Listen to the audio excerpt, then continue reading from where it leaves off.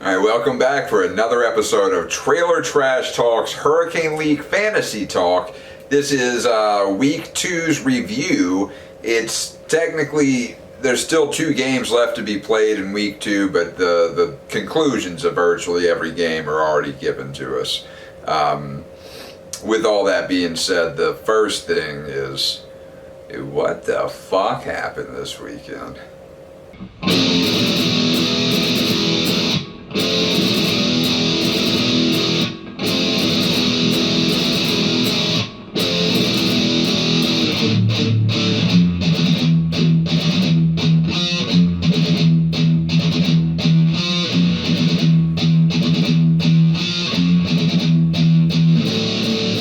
Alright, so we're going to start our weekly review by looking at the Mitchell versus Dusty matchup.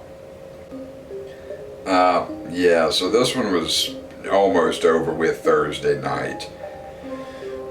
Mitchell kind of shows us here, well, first of all, it's worth a note that he is our perennial regular season champ. I mean, usually he's just rock solid in weeks 1 through, 13?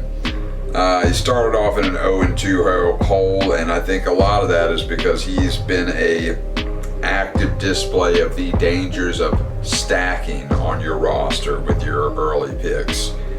The Bengals have been awful through 2 games, therefore his first overall pick and 5th pick in Burrow and Chase have been pretty awful as well.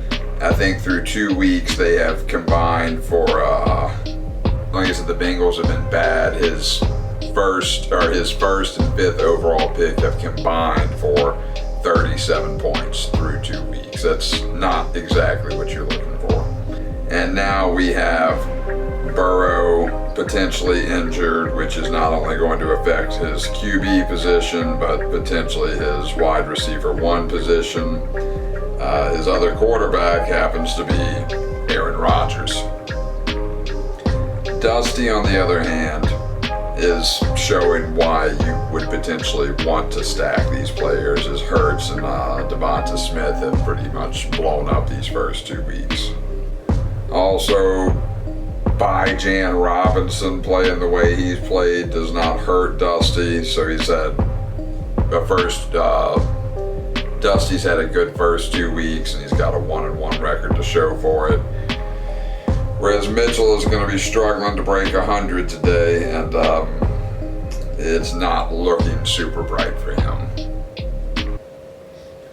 So the next matchup we're going to look at was a little bit surprising. It's Brian and Morgan. So this week we had Brian being heavily favored, especially after the Thursday night game with Hawkinson putting up 25 points. I think the spread going into the weekend was like Brian minus 30-something points. Well, that's not quite what happened. I think Morgan outscored Brian with just his QB through wide receiver 2 positions. Like, he had monster games from Rashad White, T. Higgins. T. Higgins, again, Burrow is hurt, so he's probably going to take quite a step back, and that was probably his high water mark of the season as far as points. And I'm not thinking we're going to see 25 points from Derrick Henry and Rashad White each week. CeeDee Lamb getting 25 is probably repeatable.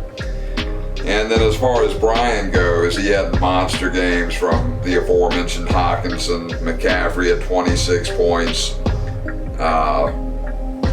Ramondre Stevenson had 18, but he got negative points from his defense.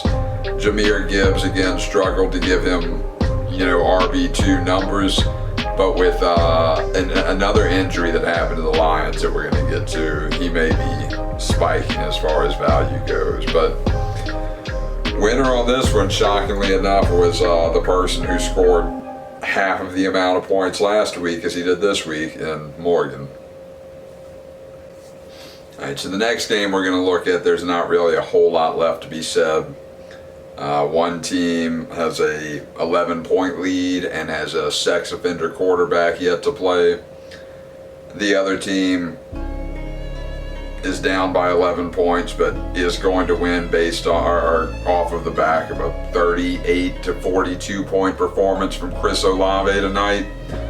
I mean, really, the only analysis for this one is better luck next time, Jordan.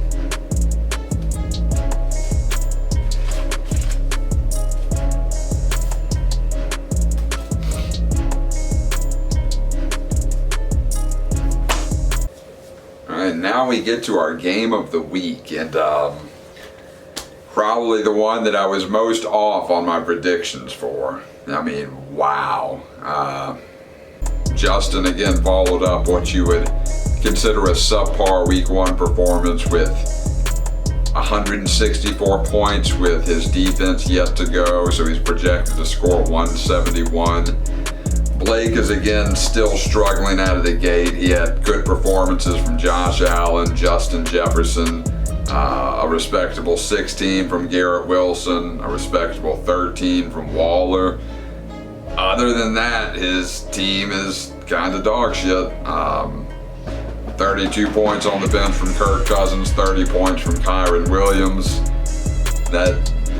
Those probably still mean that he's going to lose the game. So. But as far as Justin's team goes, he had 30 from Barkley. Barkley's now hurt, expected to miss a couple of weeks.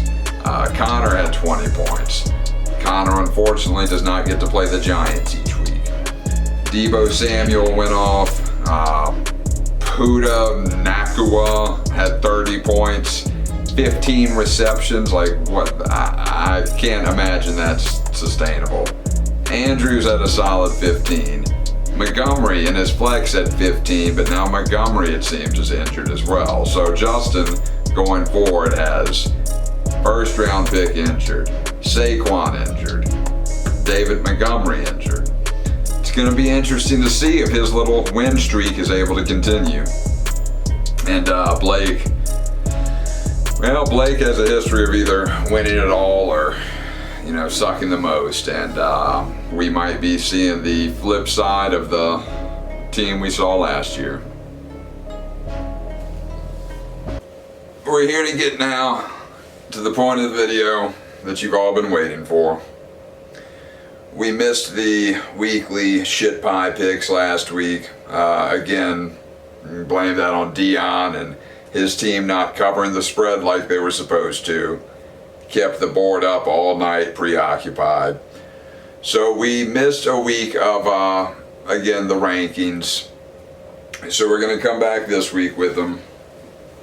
Some teams haven't moved much at all. There's a couple that have significant changes, but let's go ahead and kick it off.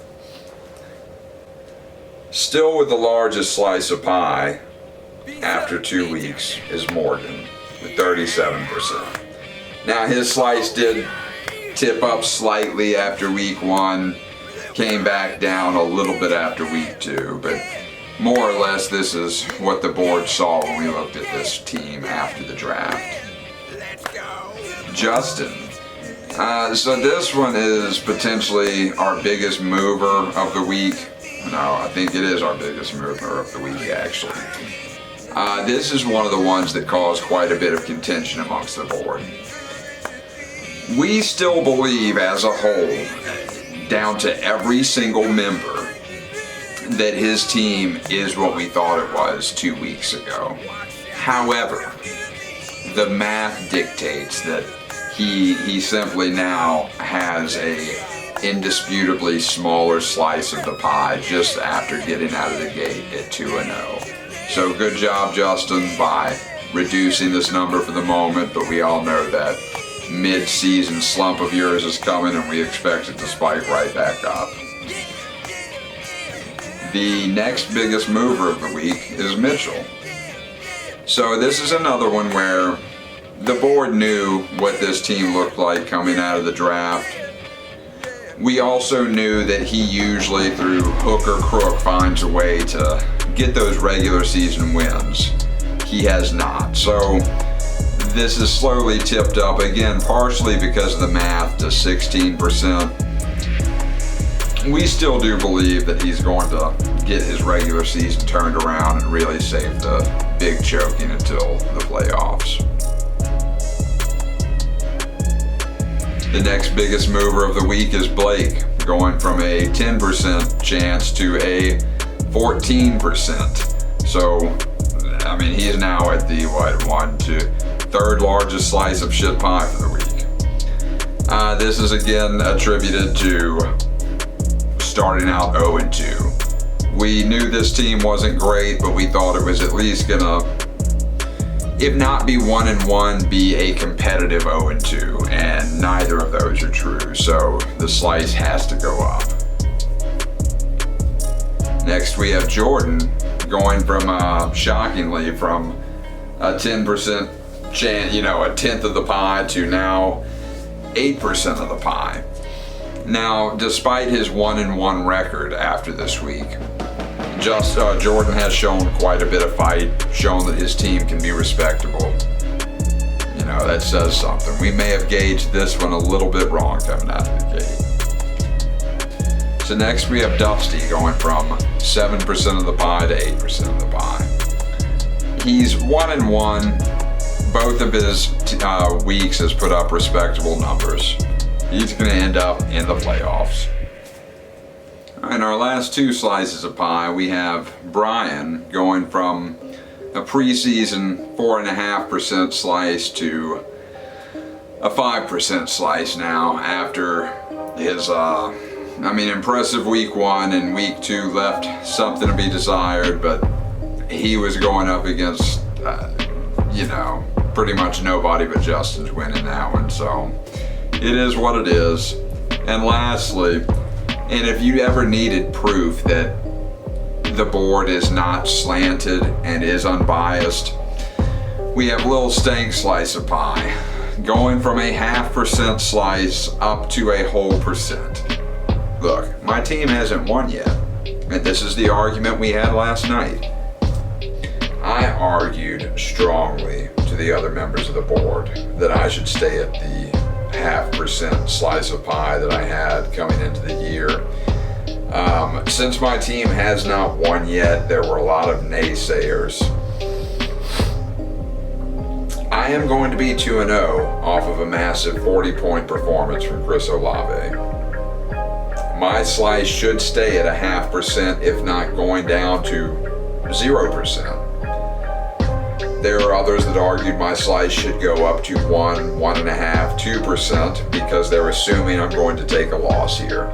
I will be the best built 2-0 team in this league after tonight, but in an effort to bridge the gap and lessen the strain on the board, I agreed to boost it to 1% for Lil Stank. That's where we sit after 2 weeks. Look forward to a preview show between Thursday and Friday. Thanks for watching and liking and subscribing and clicking the bell and all of those other things. Bye. Suck my dick. Peace up, A-Town down. Yeah! Okay! Little thing, yeah, yeah, yeah, yeah, yeah, yeah, yeah, yeah, yeah, yeah, yeah. Let's go!